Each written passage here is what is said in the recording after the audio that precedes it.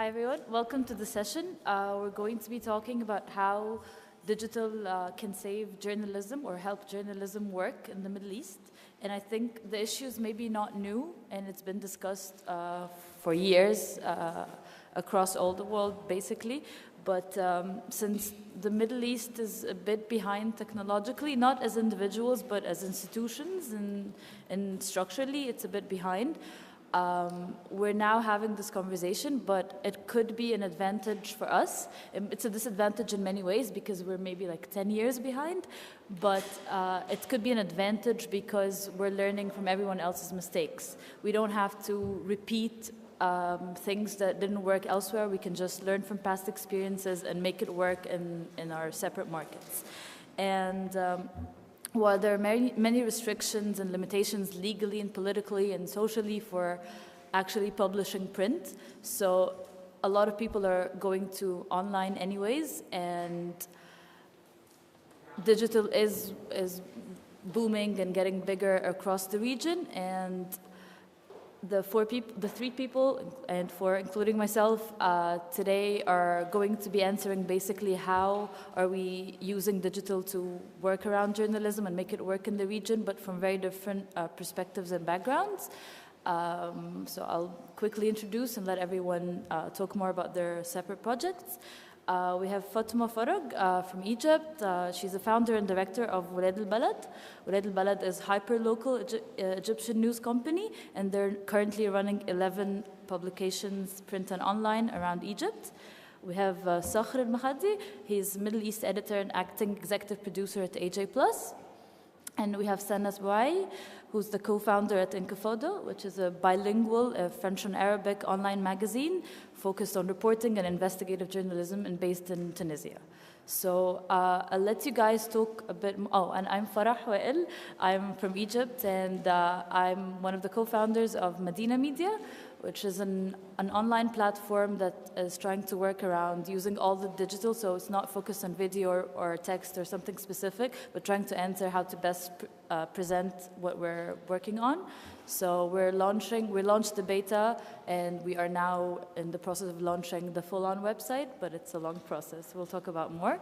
And I'll let you guys talk a bit more about how your different backgrounds and your different projects are answering the question, how is digital saving journalism? We can start with Sakhr because Jay. Thanks, Farah. I want to start with a controversial statement. I think television news is dead, and I'll explain why. First of all, I want to talk about the difference between a viewer and a journalist, because I think that, in the old days, I think it would have been very simple. One produces news, one consumes news. But now, I consume a lot more news than I produce. And I think that, as journalists, we all do consume a lot more news than journalists of old would have produced. And I think that the idea of a viewer has also changed significantly too, especially in the Middle East. I think that Arab and Middle Eastern viewers are changing journalism. And I think they changed it permanently during the Arab Spring. And what interests me is how media organizations, especially media organizations in the Middle East, still haven't realized that and haven't caught up. And I think that is going to cause the death of television news, probably in the Middle East and possibly in the wider world as well. So I want to introduce you to a little bit about how AJ Plus is different and how we've experimented and how we've tried to change the narrative of what television news is and how digital is different. So I want to introduce you to the idea of engagement. Engagement is the idea of how we as journalists connect with our audiences. Because in the old days, television news journalists would work all day on their package and then put it out on the 6 o'clock or 10 o'clock news, and that would be the end of it. This idea of engagement is really foreign to traditional broadcast journalists. Especially in the Arab world where journalists would be introduced as sahafi wa muthaqqaf. And this really interests me because it's such a strange concept in the West that someone could be introduced as a journalist and intellectual. The idea of journalists as an elite, someone above society, someone looking down on society from their position of authority and of education. And it really kind of sums up everything that's wrong with traditional journalism in the Arab world to me. because they're not part of society. In my opinion, they are distinct, they are separated from society, they're almost like anthropologists looking at it from their little bubble. So what we did at AJ Plus was very different. We embedded within communities, within activist communities. We talked to people on the ground, worked with grassroots, and we listened to them and reported on their conversations. And that was important for two reasons. First of all, I think it made us, or helped, it tried to make us more authentic, because we were a lot closer to the communities we were reporting on than traditional broadcast journalism. And also, you know, it helped us with our popularity, of course, because we were telling stories from the ground that traditional journalists weren't doing. And I think that, you know, this failure of traditional journalism is possibly one of the reasons why the Arab uprisings were so poorly predicted and why their trajectories weren't anticipated so well, because traditional journalists weren't part of those societies. And I think activist journalists, citizen journalists, people who were on the ground filled that gap. They realized that they weren't being served by traditional broadcast media and had to do something different. And at AJ Plus, we learned from those mistakes and tried to work within the communities that we were reporting on. So, for us, engagement is something about being close to our audiences, but it's also about this idea of the feedback loop, because digital is so different to broadcast journalism in so many ways, and it really annoys me when I see traditional organizations in the West, as well as the Arab world, putting, you know, television packages online and thinking that they're doing digital journalism, because they're not. And we've had to reinvent the format, and we've had to reinvent what we do. And it's not just about the format of the package. If you look at any you know, digital news package from the BBC, from The Guardian, Channel 4 News, from AJ Plus, you'll see that the format looks very different. It's a lot more exciting. The most powerful shot is at the top. We don't start with an establishing shot. We rarely have pieces to camera. We rarely have presenter pieces. There's a lot of text on screen. And part of that is because of our audiences and because of what they're demanding, and part of that is because of the platforms and the technology and the formats. But what's also interesting is how we've been forced to, we work within this feedback loop. So whereas a traditional broadcast journalist would put their package online, on TV, and that would be the end of their story, the end of their job, our job begins as soon as we put our story online, because that is when our audiences will start connecting with it, and in some cases will start correcting us. So I think there's a really high burden of fact-checking, and people learn the hard way that, you know, the slightest error will be caught and it will be picked up on, because it's not just a handful of journalists in the newsroom who'll notice it, it's potentially millions of viewers who are going to see that error. So I think that traditional journalism in the Arab world and in the Western world more broadly, but especially in the Arab world, print and broadcast journalism is 20 years behind where print journalism in the West was. Where The Guardian and New York Times woke up to digital in the 1990s, we're 20 years on, and television news across the world, but especially in the Arab world, still hasn't caught on to that, and I think that is going to cause the death of television news in the Arab world. So AJ Plus is reaching new audiences on new platforms, but it's also, our audiences have forced us to change the way that we do journalism, and the sooner that we as a journalistic community realize that we need to reinvent what journalism means to young audiences who aren't getting their news from television anymore, then the sooner we'll be able to continue telling those stories. Thank you, Zohr. I think we could go to Fatima and have her talk about how hyper-local news can work online. How and why are you still doing print as well? What's the difference? What are you putting online that you're not putting in print, and why do you have both? Sure. Okay, well, good afternoon, everyone. And I'd like to start with this idea of disconnected journalists and disconnected journalism, because that's really at the crux of everything I think that everyone who's innovating within the Middle East is now actually having to deal with. And this was the crisis that 2011 really brought to the fore, that you had a media that was totally disconnected. And there was a populace that was mobile, that wanted to connect and didn't have any tools with which to do that. So in Egypt, Bilad al-Balad is a response to that. We have a highly centralized media industry in a country of 90 million, almost no tradition of community or local news. And the idea was that communities across the country did need to have access and to build up their own responses, their own media outlets that were accountable to them, not to some central authority in Cairo, whether it be government or business or otherwise. Since then, we've grown now into 11 newsrooms across the country, from the very north to the very south. We work exclusively outside of Cairo, and the idea is to really bend the stick towards local communities. And we started out in print. And we did that because we are a media organization that builds itself on building within communities. And to build within communities, and we went and talked to people, they wanted to have print. For them, this is what was real media. If you talk to them about online, they were like, internet. You know, this for them was not something that was real. And so we opted for a product that we knew would engage our communities, that they would feel was a legitimate product, that they would feel confident that this was something that they could actually use for themselves. And what happened is we started out with print, and what we discovered as we were moving forward is that this was important not just because people wanted to hold a newspaper, and because the reading ratio we think is 1 to 5, and it's probably even more. People will buy a newspaper, but then they'll sit at the coffee shop and 5 other people read it with them, and so we were able to engage with wider audiences, but also because to get that product out there, we had to develop advertising networks to get advertising, to make this a sustainable project and build a business model around this, and distribution networks, which don't exist for print outside, again, of the big cities. And in doing those things, we were engaging with communities, and we were building that relationship. And so that became the product. But as we moved into social media, we found that we put very modest targets, and our local teams would tell us, this Facebook page, 3,000, 5,000 engagement or likes, it's too much. This is a rural society. We're not going to find people to give us, that target. And all of a sudden, within the first quarter, the second quarter, they were exceeding 100,000, 250,000. And we realized that younger aged audiences were out there and were looking for online platforms within which to engage with us, and that they were coming to our Facebook pages and to our YouTube channels to find content and to engage with it.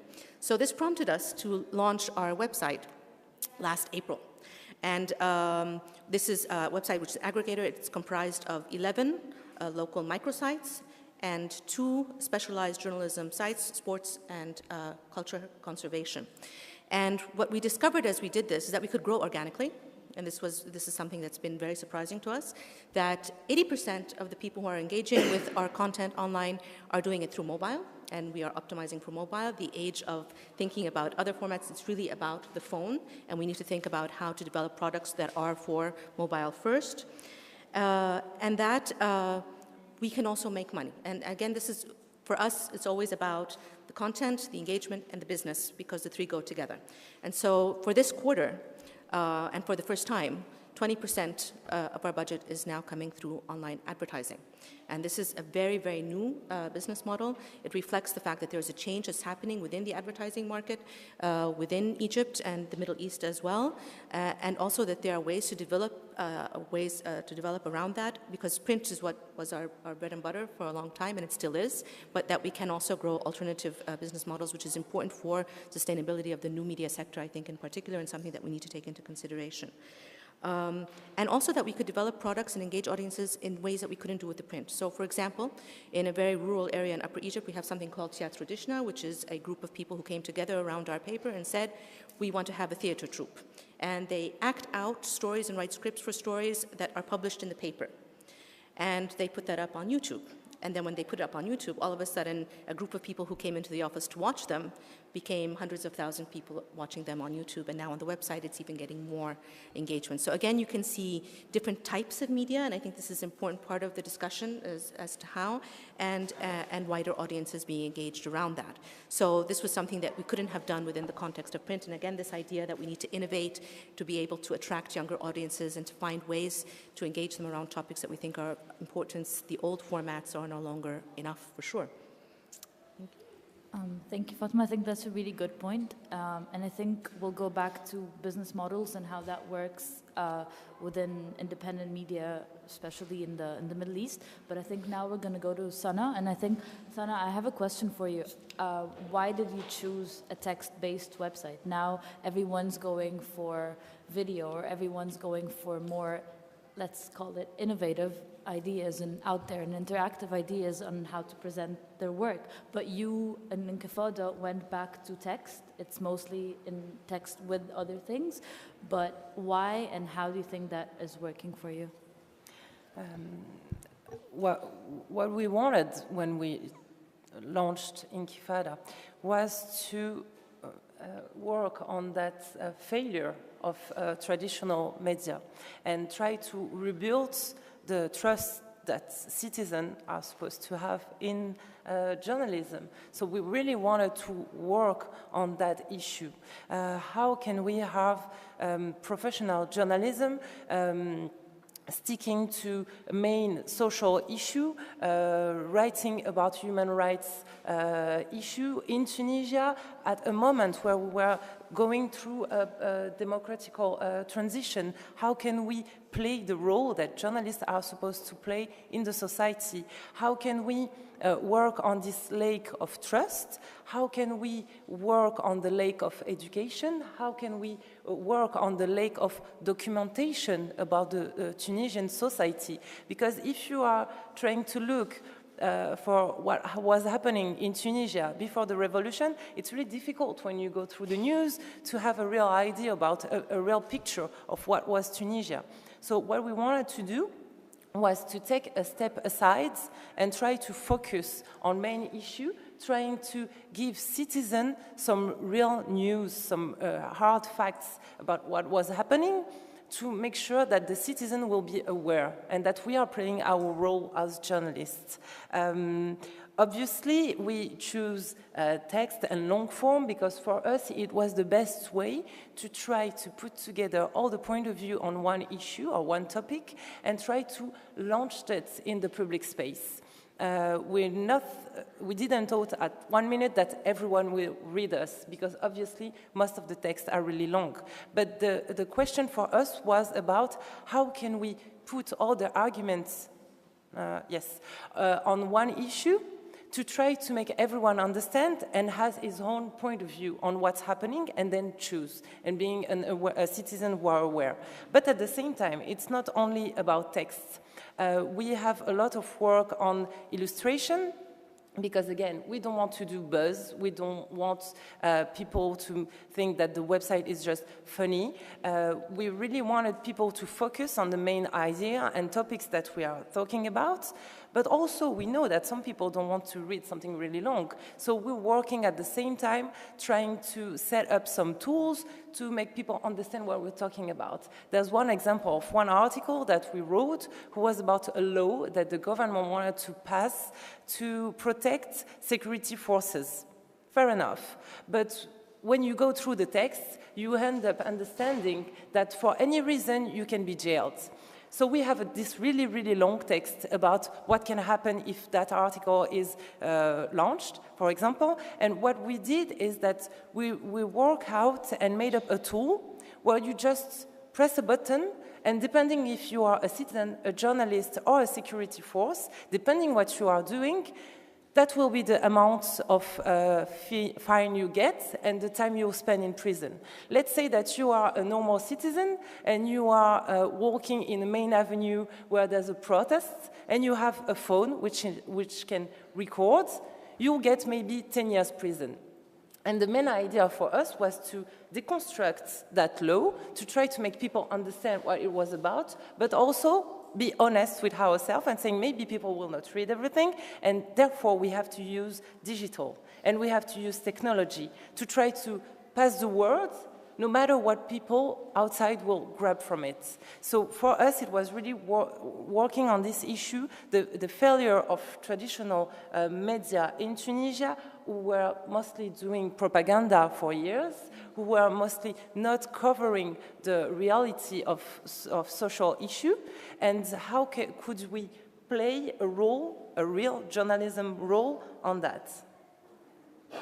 I think what's also very interesting is because all these projects come from different backgrounds. So you have AJ Plus that's coming from what we can call maybe legacy media in the Middle East, Al Jazeera, that comes with a lot of political connotations and a lot of social connotations. And how do you build a brand that's very different from Al Jazeera? Because the people who are maybe following AJ Plus now are not at all the audience that was part of Al Jazeera. So how do you do that?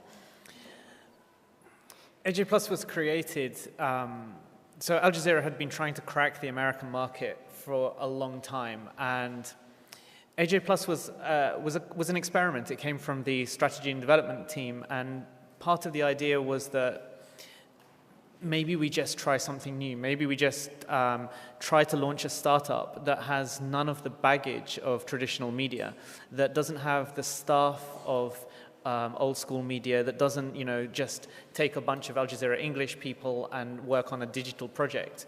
That these were new people. These were people from, some of them from activist backgrounds, some of them from social media and engagement backgrounds, and some of them, like myself, from traditional broadcast media backgrounds. So it was really kind of trying something new in terms of everything. So the format, the staff, the audience, the branding, we wanted just to start from scratch and start afresh. And, we're not even based in the same building as Al Jazeera English or Arabic because there's a clear line between our outputs. And Al Jazeera English is now doing some of the, is trying new formats itself from within the old, the hub of Al Jazeera. So it's about just trying to do things without the baggage of old school media. Okay, but how is it also working that you have bilingual, so the English and the Arabic, and they're not always producing the same content, but are they both, target audience is Middle East, or are you trying to make a split between both? How are you managing the bilingual part? So AJ Plus Arabic works with us, but we don't produce the same stories. So we were very clear right from the beginning that we didn't want to just make a copy and paste of AJ Plus English. AJ Plus Arabic had to be different because, first of all, it was for a different audience. It's for a young Middle East and North African based audience. And we at AJ Plus English target a young American audience. So we were very clear that every story that we produce had to be produced distinctly. And sometimes, we'll have original commissions that we'll go out and shoot, and we'll come back with the material, and then the material will be sent to 2 different teams. And so we produce it in completely different ways. And it's interesting sometimes to see how the stories turn out sometimes quite differently because we're talking to different audiences, so they need different contexts. But yeah, it's the essence is the same. It's about reaching young audiences who are turned off by traditional media and who were getting their news from Twitter and Facebook. And it's about reaching those audiences with new formats. I think on the same subject of branding, there's usually this brand that you get that you're alternative media or independent media, as if it's detached from the society or detached from the communities it's in, especially in the Middle East. And how do you deal with that? So I think Sana might have an answer for that, because Intifada is very independent. It's not funded by advertising. There's no advertising on the side. So how do you manage both the business side and how do you manage the brand of it? How do you tell people, oh, we're not funded from, the outside, we're not spies? How do you, all the connotations that come with foreign funding in the Middle East? We set up an association. The team of Intifada was already working together before. So we knew each other, we knew what we could do, we knew our skills. And that's how we built our business model, which is something that we all thought about everything all together. It was a way. Obviously, Intifada is spending a lot of money to run, and there's no ads. And you access it for free. So that's how we want our journalism to be done. But of course, you need money. So we set up an association, and we are selling services. So we are selling our knowledge on development. We are selling our knowledge and doing trainings. And that's the way we get money to make the whole association going. We are also producing video. And for us, it's a whole circle, which means that it's not only about doing a different journalistic content. It's also about writing differently, making a different user experience, working on the digital tools, teaching other people how to write a magazine and long form and data journalism and investigative journalism in Tunisia, because it's not only about us, it's about spreading that and making sure that some other journalists in Tunisia or somewhere else can work on that. And in my point of view, digital can save journalism, at least in the Arab world, because we know that the internet, there's an oligopoly of the GAFAM on it, and obviously there's so much word in the internet that our voice can get lost, because even though it's open for everyone. But for independent journalists in the whole region, it can be really interesting because we can have this collaboration that we are having with websites like Mashallah News and Madam Masar. We can work all together, try to put our voice louder, work on collaborative publication to try to raise up some issue, which help us to be connected to the ground. And also it helps us to have our voices louder through this digital, and always focusing on how can we stay focused on what's happening in the ground and still being independent by having another business model. I think, Fatima, because you started as print, so you relied on advertising for a long time, and now that you're transitioning or having online at the same time, do you think that relying on ads is the way to go? Because a lot of Western media now are facing the problem of ad blockers, and people are not enjoying ads anymore. And do you think that relying on this business model would work for a long time, or do you think it might be like a transition phase for you to find another way? Okay, well, we keep the print for business reasons and also for reasons of engagement. I mean, this is still, and we find that the online outlets that work the best are the offices and the newsrooms that also have print and also have strong community building activities. So the presence here is really, really key in different ways. What's the best model? This is, question for me. It's really a question for the business on an international level. I mean, online revenues, what is the biggest problem? Facebook. Facebook is taking what? Facebook and Google are accounting now for over 90% of that advertising revenue that should be coming into media organizations much bigger than Walad al-Balad or maybe other bigger partners. So, and everyone is suffering from this. And what kind of response the media business as a whole needs to take is something that is still very much under debate, and I don't think anyone can claim to have a very clear answer as to how to handle that. And hence the business model with regards to the online is one that is still being formed and one that still requires more innovation and I think concerted efforts.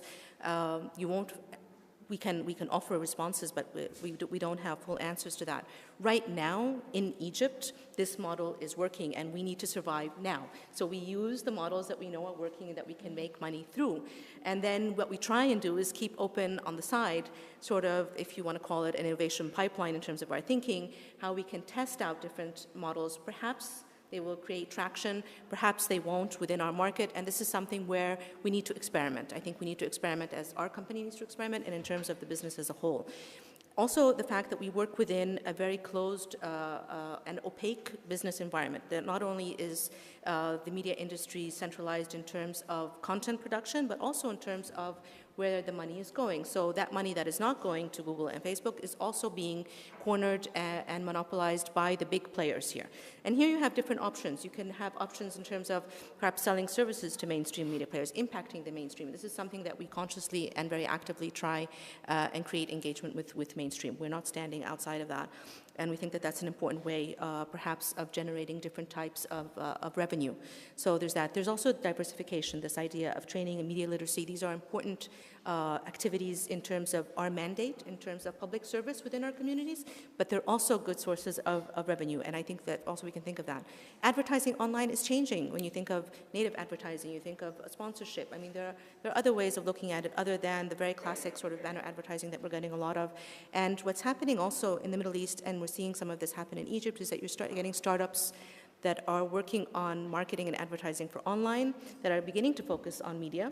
And so again here, you're getting partners that you didn't have before that you can engage with and try and fill in these gaps and find ways of working to develop the market.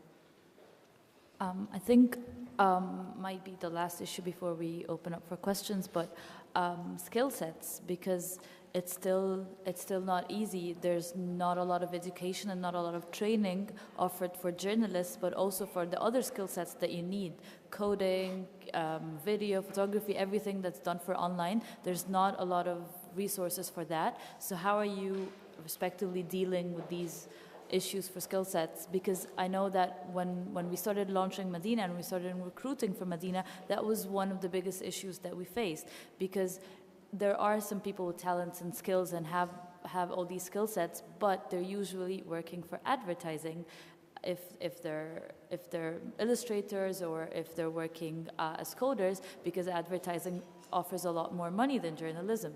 And if they're not, then they're abroad. People leave because there's not a market, there's not a space for these skill sets in Egypt, at least now. So how are you dealing with these? How are you finding these issues? So we can start with Sana.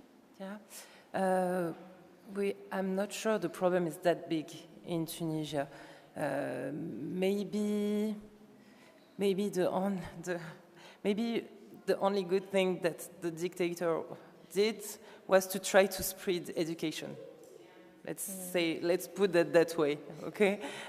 So we have a lot of people who are able to do something. The question in Tunisia is more about the money, because people are not paid enough most of the time. So that's the only problem maybe that we can face, is that we have talented people, but they are used in a bad way by people who are not paying them, and therefore they are disappointed and they keep trying to do something, writing or doing infographics or developing code, and they keep being disappointed because they are not paid enough. But with the time, there's more and more individual projects that are popping up in Tunisia. So regarding that, we can see that there's something really developing on a good way, either a journalism project, artist project, cultural project, and even private project. So maybe for us it's a little bit easier. People are not running away that much from the country because for now it's okay. I think that it's a really exciting time, because when you're inventing an industry, you're starting from scratch, and you can almost take it in any direction you want. And so at AJ Plus Arabi, when they were starting up, they found that there were a lot of really talented animators, many of them based in Jordan, in the really exciting tech industry there.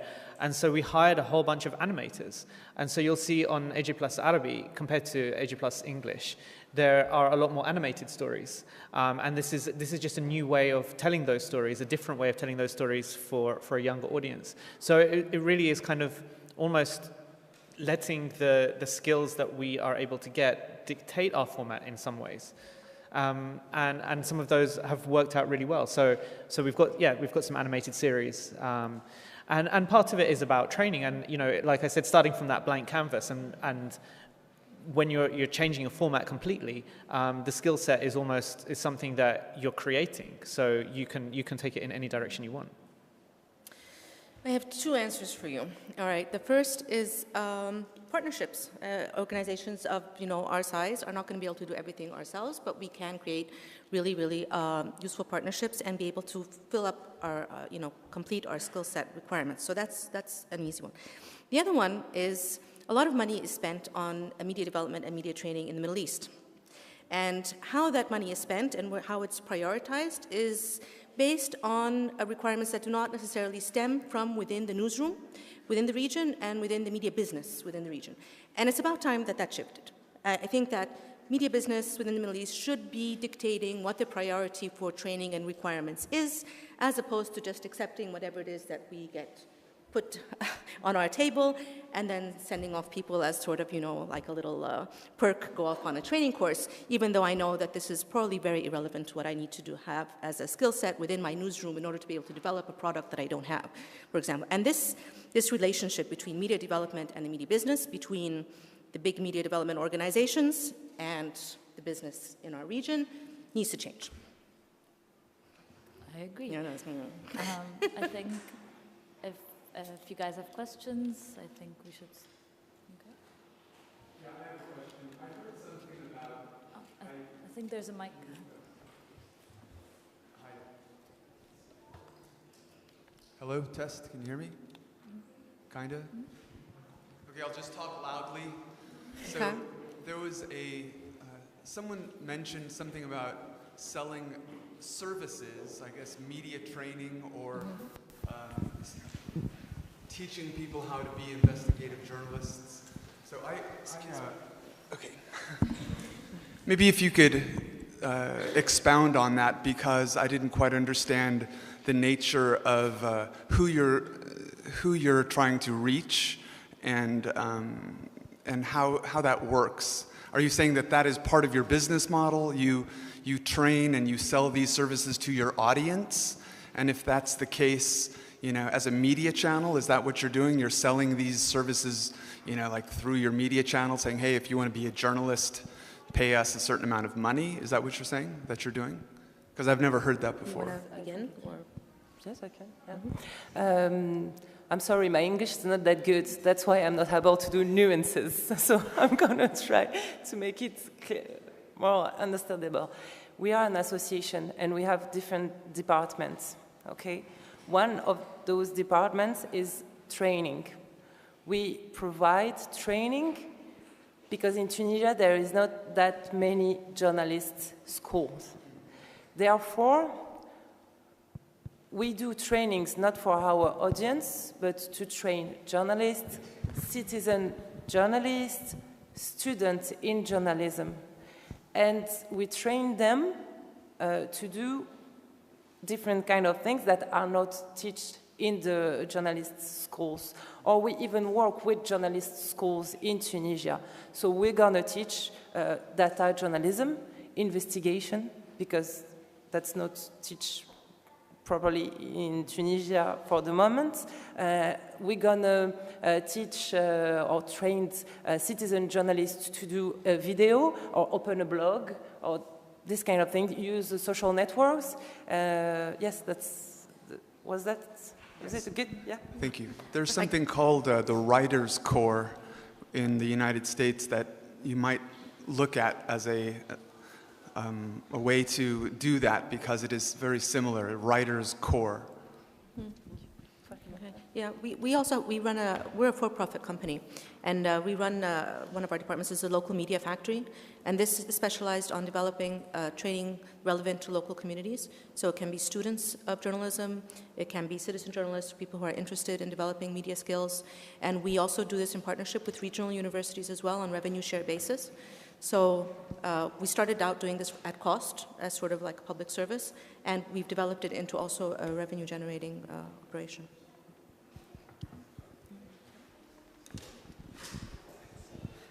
Sorry, it's traveling all the way to you.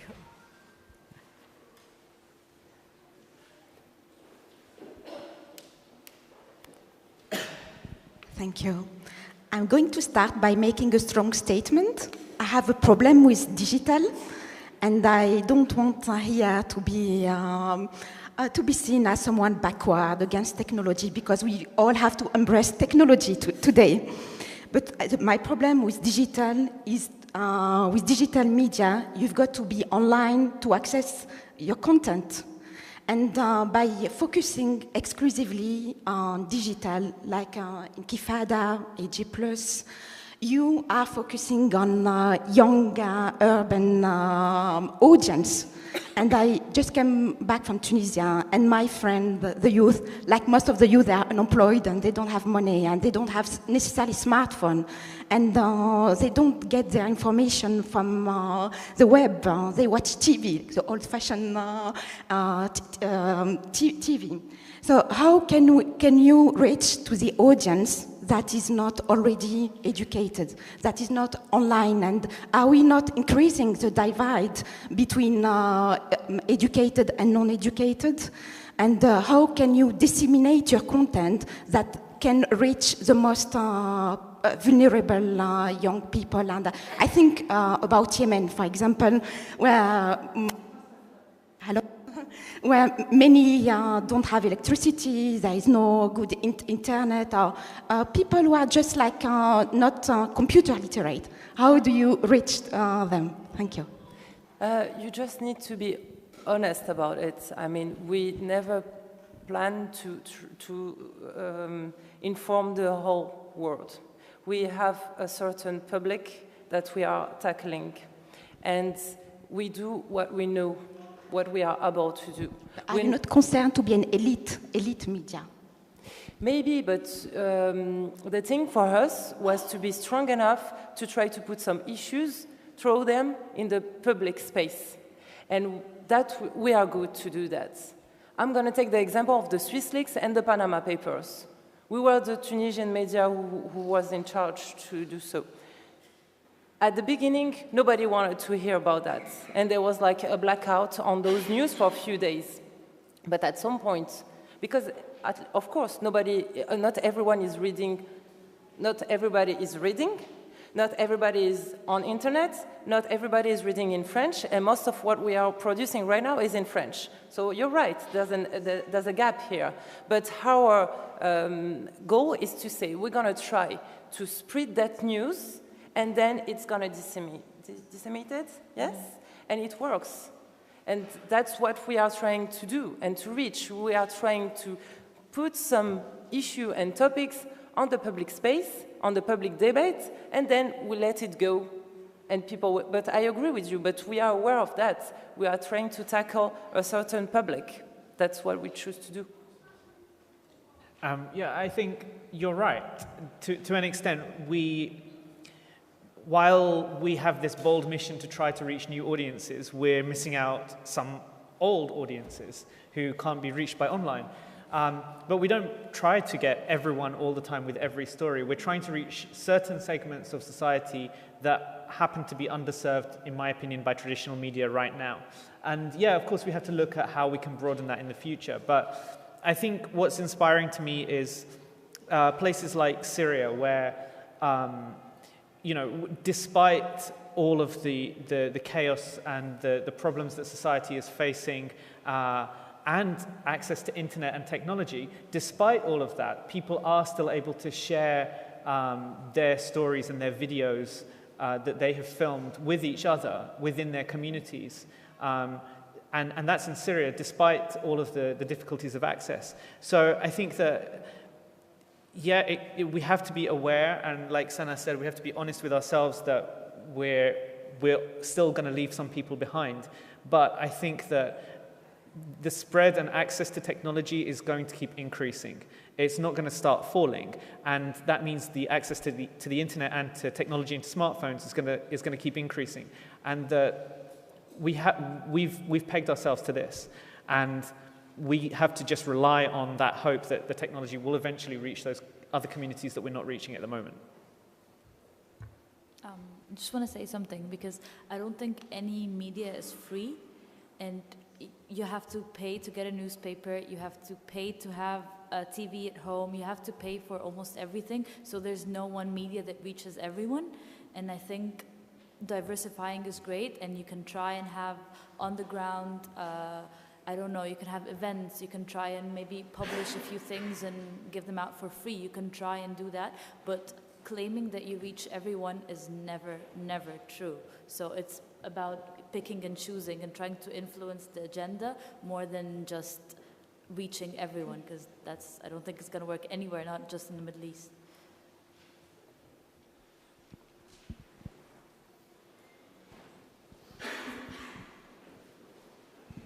Hello, I have a question to Sir Al-Makhadhi. Al-Makhadhi, yes. You stated you began your speech with the statement that television news is dead. And personally, I feel that big broadcasters like CNN, Al Jazeera, and the BBC, for example, they are quite innovating. And also, I feel that for live events, people still like to turn to the to television. Is it really impossible to think that those big broadcasters will be able to reinvent themselves? They've had 60 years to try to reinvent themselves, and they've failed generation after generation. And I'm a television news geek, and I used to get really excited by satellite television in the 1990s, and even I've switched off of it.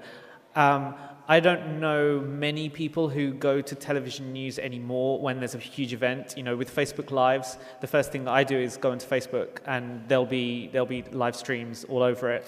The format of television news hasn't changed since the 1950s, and I think that its audience is aging. In the UK, I think that television audiences in general are now, the average age is above 50 for the mainstream channels. And I guess television news is somewhere in that region as well. So if it's not dead, yeah, it's dying.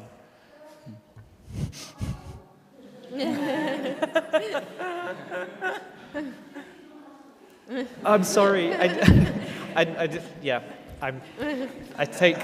Sorry. But I have a question on the same top subject, yes. But what do you base it on? Because we learn at school you cannot base it on your own experience, because you say, I don't know a lot of people, but I do know a lot of people who still watch television and still think that, for example, my whole family watches the news every day. And you say that it hasn't changed, but is something wrong because it hasn't changed? Maybe it's still there. I can't explain what I mean. Maybe it hasn't changed, but that doesn't mean that it's dead. Does it have to change to survive because of you? Does the same, maybe the same format still works? I don't think it reaches young audiences, and I think there's a problem there because this is the future, and young audiences are the people who are going to change society in the future. And if we're not reaching them as journalists, then this is a problem for democracy, because we are not talking to the people who have the power to change society. And already, if you look at voting patterns in the West, voting is much higher among older communities than younger communities, and I think there are broader societal problems for not reaching those young audiences. But in terms of the lack of innovation as well, as a creative person, it irritates me that every television news package has a similar format with a wide establishing shot, a close-up, an interview, another wide establishing shot, and then a piece to camera at the end. We should be doing more, and we can be doing more, and we need to try, and we need to make mistakes, and we need to experiment with new formats just because we are creative people. But maybe they can coexist. Maybe the television for maybe the older generation, and also the innovative digital.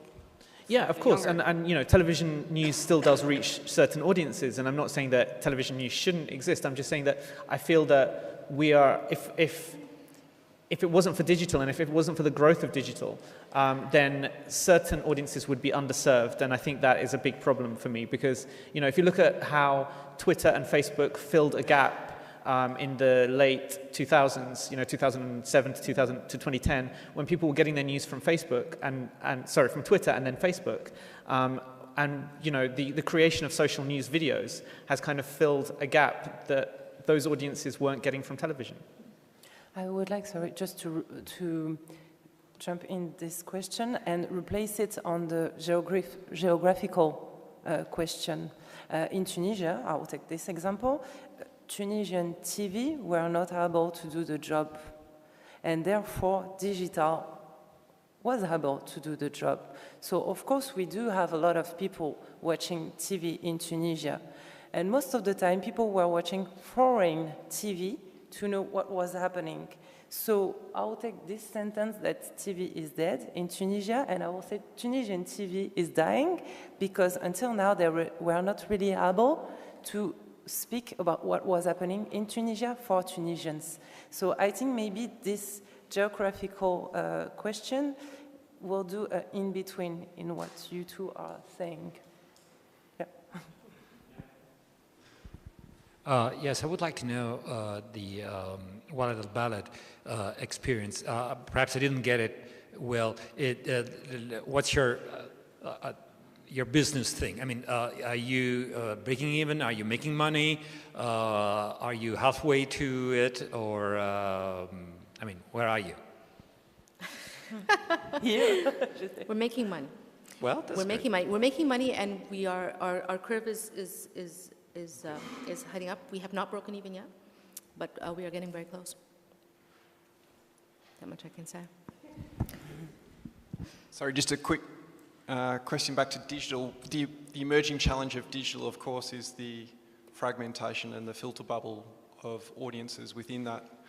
I'm wondering what strategies you guys have in terms of cutting across the various social, ethnic, sectarian barriers that create these filter bubbles at algorithm level or others.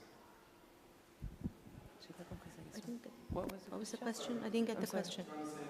No, not really. Just in terms of, okay, so the echo chamber that Facebook feeds create around news. I mean, you get viral videos on Facebook that cut across broad sections of the population, but by and large, if I like a certain news group, it's probably because my friends like that news group, and I start getting confirmation bias of all my news coming from the similar sources, and we're speaking to similar-minded people, and all of a sudden we end up in a situation that the States finds itself in where huge amounts of the population are just talking to each other, and there's very different conversations happening among very different people, and no media is cutting across all of that. I'm wondering if there's any strategies in this area to try and cut across those filter bubbles. Okay, it's very interesting because I think that's really one of the challenges of the internet is that it's all about engagement, and yet at the same time, because you can customize everything, that this is what happens, that people go into silos, right? And we no longer have, and you no longer have to even be, you don't have to see anything that you're not necessarily identified as being interested in.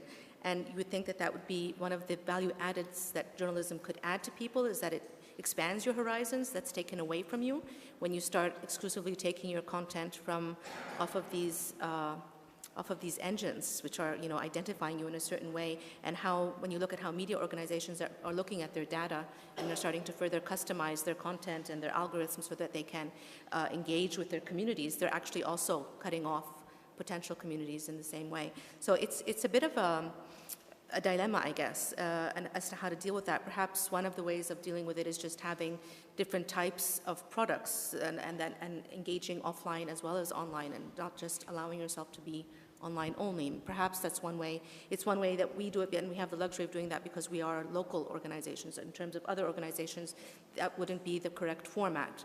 How to get beyond that is a really good question. I'm not sure that I don't have an answer for it, but I mean, I think it's definitely something that's a challenge.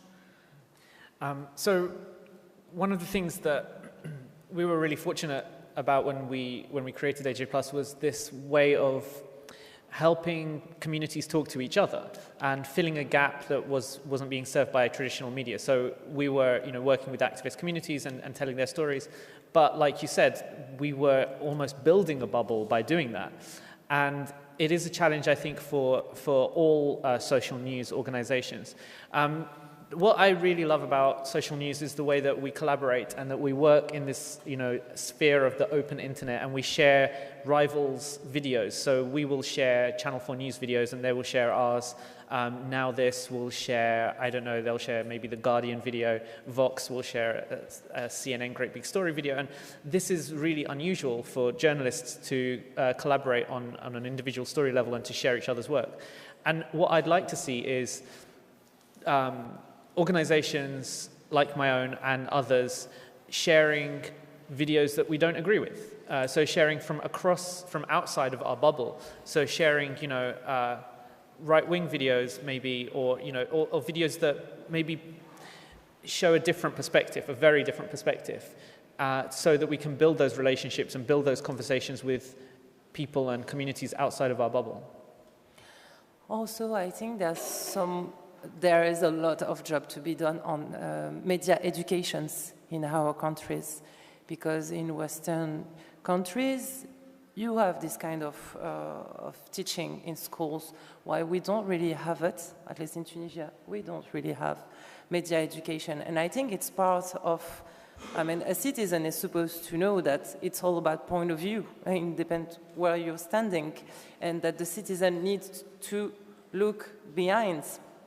But yes, there's a lot to be done around that, to know that, of course, the media will all have one point of view, and you need to pick everywhere, or you will not know and understand the whole topic.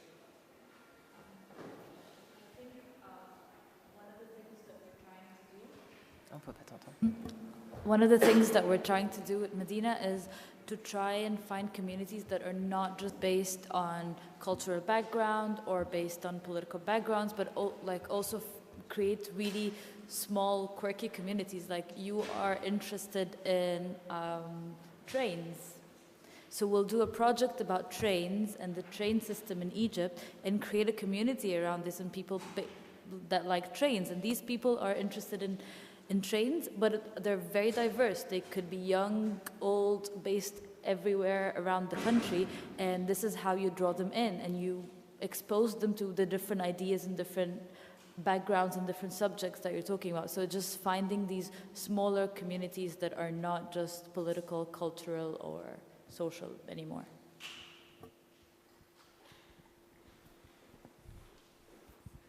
Hi, I had a quick question. As far as media educational literacy is concerned, you were saying earlier, I think in Tunisia, there are little training programs for journalists, right? No, there's a lot of training, but there's not a lot of journalist schools. Right. I teach at a university for an academy for journalism in the Netherlands. I was wondering, where do you look for in Tunisia for people who are able to train these citizen journalists or these people who want to be professional journalists but lack any institution? Do you go online? Are there news organizations that offer training programs, or?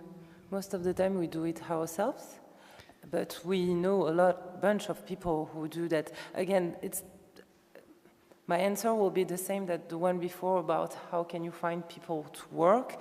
There's a lot of people who know how to do things in Tunisia, but there's no structure and there's no money. So if you look you'll find someone who is talented and skilled. The main issue that we have is to put those people together and offer them an infrastructure where they can work and be paid properly and have all the tools to do their job. So in Tunisia, we are fortunate enough to have people who are skilled and trained and are able to teach to each other and to learn from each other. Right. Are you optimistic about those structures happening? Is it working? I'm optimistic about how the citizens are engaging in general in Tunisia. I'm optimistic about all the people and the goodwill to do something. I'm not optimistic about how the government and authorities will answer to that, which make my answer ambivalent. In between, because there's a lot of people who want to do things. There's a lot of new things who are being created, but I'm really concerned about how sustainable those things are and how much the government or the authorities will try to close up again. Right. Okay.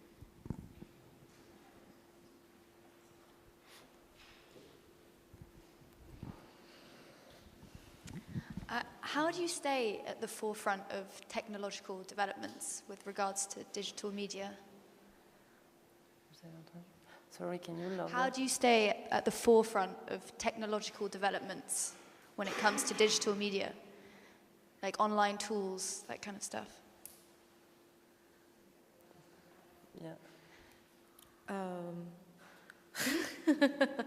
Well, part of it actually is what we're doing here. It's being part of this conference circuit in different parts of the world and being able to connect with other people who are innovating in other parts of the world and being able to be exposed to that. So that's one way. Again, the partnerships, and not just local partnerships, but also within the region and across other regions, and being able to be exposed to that as well, and learn from that, and also and develop relationships. So I guess those would be the two main sources. AJ Plus looks very different to a traditional media organization because, as well as the journalists, we've got platforms people, and as well as the platforms people, we've got engagement people. So there are kind of three parts of AJ Plus, and the platforms people work really closely with organizations such as Facebook and Google and Twitter to find out where they're going, and also to find out what they're prioritizing in terms of their feed, and how their algorithms work, and how we can adapt our stories to work best on their platforms. And that might sound like some horrible dark art of kind of like manipulating our stories so that they'll get more views, but it's more about how we can work within these platforms to reach those audiences, so that we're kind of being dictated in terms of our story format by what people want to see and how we can entice them to watch our videos, but also about getting priority on the Facebook feed to figure out what the technological developments are going to dictate to us editorially. Yeah.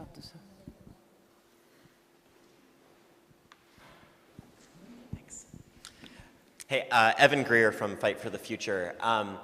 I totally, thank you so much, and I totally agree with your assessment of the importance of digital. And it also strikes me that we've seen a lot over the past few years that digital is also vulnerable to censorship. You know, and particularly in countries that have state-run media that can continue to operate even if they straight up shut down the internet. I'm just curious of your thoughts on what we as activists should be thinking about and doing in those events when digital media is being censored, and what you all as journalists are thinking about in terms of how to prevent that, how to circumvent it, and how to deal with it when it happens. I think that we are, I mean, most of the digital journalists that I know in the Arab world are part of or linked with activists and the open sources community, and that's one of the core of internet. It's about collaboration. So I think that I'm used to say if they want to shut us down, they need to cut electricity, because there's no other way.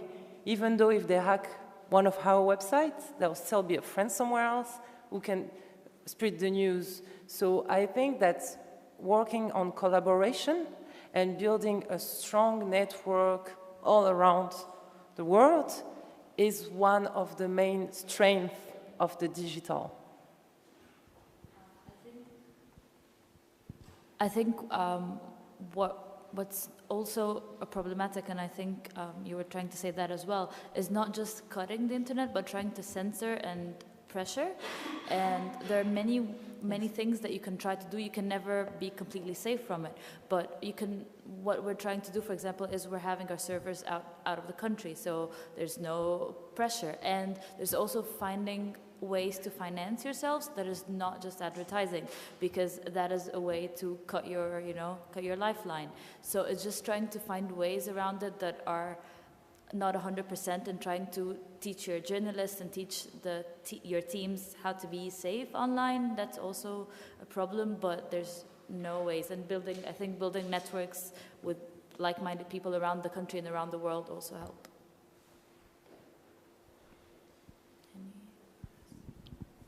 Hi. One of the benefits of traditional media is that the journalist or the media organization is in control of what the story looks like, what order the person consumes the story in, etc. Is it not a big flaw of digital that you're essentially in the hands of the people whose platform you're using, for example, Facebook or Google. A lot of the digital news will be spread via a platform that's not created by journalists.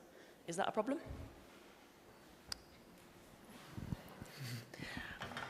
Organizations such as AJ Plus and others are big enough and powerful enough to be able to work with Facebook. So we're really lucky, we're in a really fortunate position. And Facebook has really tied, I think, its future to video. And so they're dependent on us as much as we are on them. So I'm not worried about, losing control of the story. Because in a way, it's kind of dictated by the audience as much as this shadowy Facebook organization that decides what stories are going to run in what order. But yeah, I mean, we don't have the power to decide running orders as such anymore and to present stories in a certain order, but that's because the audience is kind of curating its own news agenda now. But that's not a worry for me. I think it's kind of liberating the news agenda in some ways. It just depends who we're liberating it to. We shouldn't be giving that power to Facebook, but I don't think we are.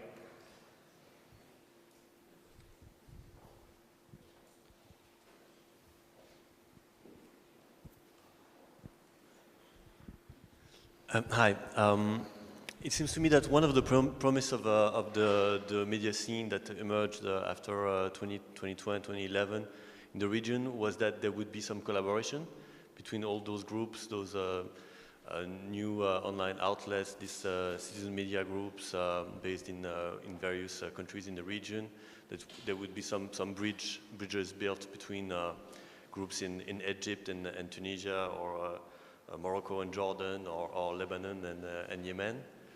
And I'm wondering if this kind of ideal vision of the way digital media would have developed in the region is coming to reality, or if now, 5-6 years after, each of the local realities have become so hard and so different also from one another that this is not really happening anymore. For us, it's working. You have in the room two beautiful, wonderful women who are both in charge, one of Mashallah News in Lebanon, Mishlin Tobia, and another one, Lina Atallah, from Madamasar in Egypt. And she's here. And we are working together in a network. So there are also Syria with us, and Jordani, yes, with us. And we are 7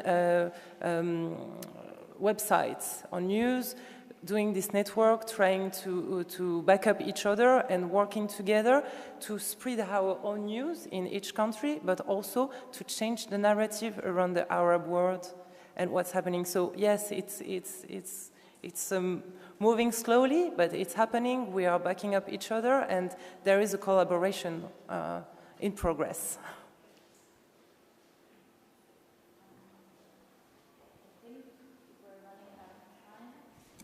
I think we're running out of time, so if any of you guys have any closing remarks, but I just want to say thank you to everyone and thank you to the wonderful panelists, and also to say that I'm very happy to be part of a panel that talks about the Arab world and not just for human rights violations.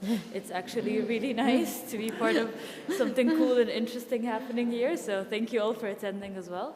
And if you have anything to say, that's the time. Okay, good.